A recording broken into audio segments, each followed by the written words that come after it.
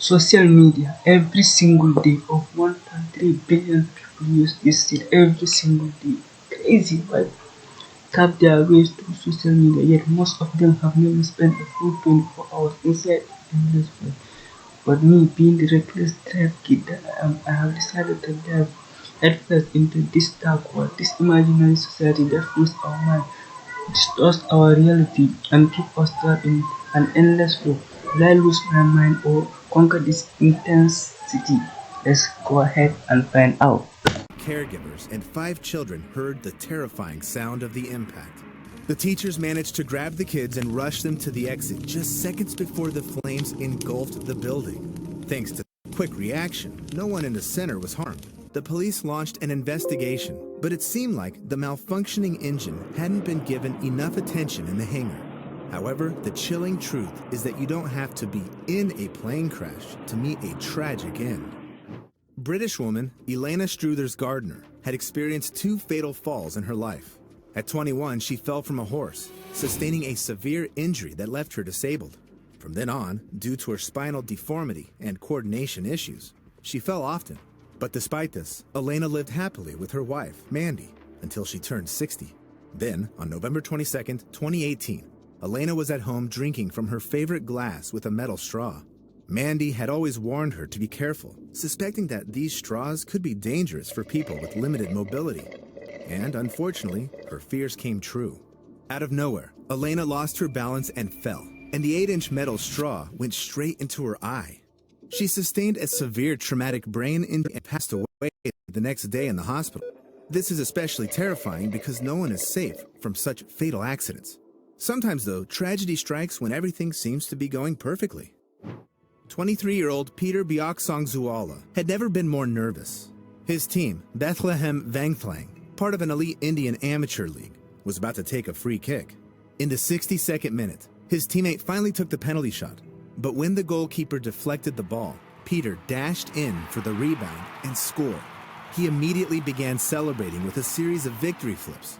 Yet after the second flip, he landed awkwardly on the ground and couldn't get back up. His teammates rushed over, quickly realizing something was terribly wrong. At the hospital, it was revealed that Peter had severely damaged his spinal cord. And despite the doctor's best efforts, Peter passed away later that day. This absurd tragedy confirmed that danger can literally be lurking right beneath our feet. This could have easily been the beginning of a horror movie. 83-year-old Dorothy Louise Downey arrived at a creepy old house on the edge of the woods in Salem. In reality, though, she was just there to help her daughter pack up and finally move out of the rundown place. However, while in the kitchen, Dorothy accidentally stepped on a rotten section of the floor and fell through, disappearing completely beneath it. Her daughter rushed to help, only to be stunned by what she saw. Under the floor was a well, nearly 15 meters deep. She couldn't do anything to save her mother and called the rescue team. Even they needed 4 hours to recover Dorothy's lifeless body from the narrow well.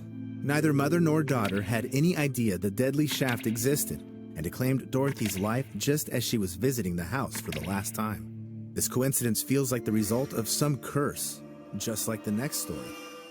On the night of March 26, 2024, 6 construction workers were doing scheduled repairs on the Francis Scott Key Bridge near Baltimore. Meanwhile, a nearly 300-meter container ship, the Dolly, had just left the port of Baltimore, heading for Sri Lanka. There were 21 crew members on board, all eager to finally go home, especially since the day before, the Dolly had started experiencing sudden electrical failures. And at exactly 1:24 a.m., as the ship approached the Francis Scott Key Bridge, again, the engines stopped, and the massive vessel began drifting with the current. The crew desperately tried to restore power and correct the course. The power came back exactly a minute later, but by then, the Dolly was dangerously close to one of the bridge's supports. The crew immediately warned the authorities that a disaster was imminent. The police managed to close the bridge to traffic just in time, before the Dolly collided with the support. In just 20 seconds, the central arch of the bridge was gone. But no one had time to warn the 6 workers, who suddenly found themselves trapped between tons of twisted metal and concrete. Now, rescue teams arrived quickly, but in the dead of night, with zero visibility, they couldn't do much. It wasn't until dawn that the true scale of the catastrophe became clear. One of the largest shipping channels in the U.S. was now completely blocked, leading to nearly $3 billion in damages. However, the most horrifying part was that none of the workers survived. The last body was found and recovered by divers 6 weeks later. All 6 men were first-generation immigrants, hoping to achieve their American dream, and almost everyone was a father of multiple children. Meanwhile, the Dolly crew remained unharmed. But for the rest of their lives, they'll know that if someone had insisted on fixing that faulty electrical system, those 6 workers would still be alive. And the psychological torment can often be just as horrifying as physical pain. On January 2nd, 2024, Japanese woman Mika Yamaki was driving to the airport to pick up her husband. She was listening to the news on the radio when 100 hours timer has begun. Let's go. Surviving 24 hours in 6 months. This is going to be crazy. Now let's go ahead and watch some YouTube videos. 100 hours is going to be crazy. Now you all don't get me wrong, 100 hours is a lot. I should have just said something else. Real Madrid club head of Arsenal again. Let's watch some Madrid videos. Let's watch some Real Madrid videos. I don't think Real Madrid is the best club in the world. I think Manchester City is the best club in the world. Manchester City.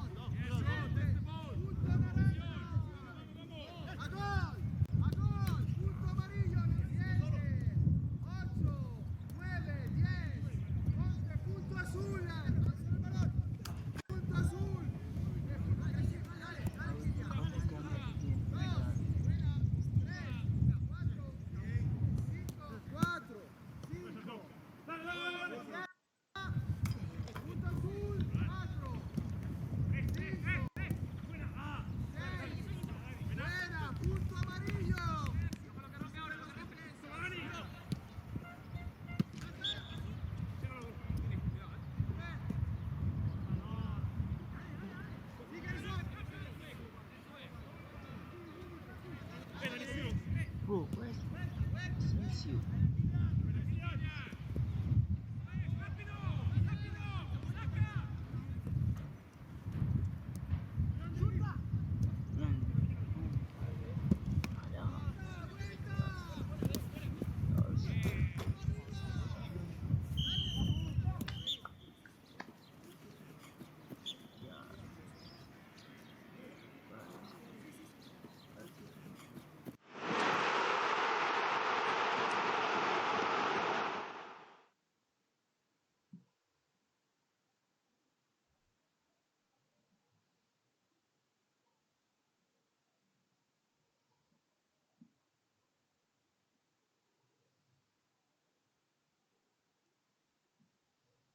Opponents. The players greet the referee, Chris Kavanagh, who's from Greater Manchester.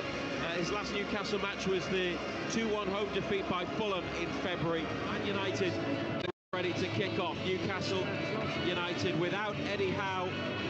And we again send him our best wishes for a speedy recovery. Jason Tyndall in the technical area. refereed today by Graham Jones. Enjoy the game as they look to make it 5 wins in a row in all competitions. Shot away, cleared by Manchester United. Share out wide right to Murphy.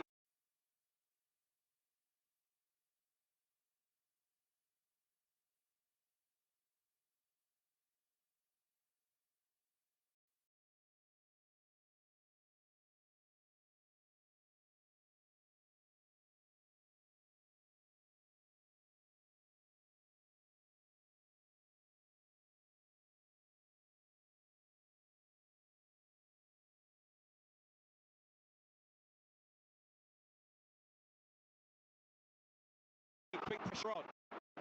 Base of the post.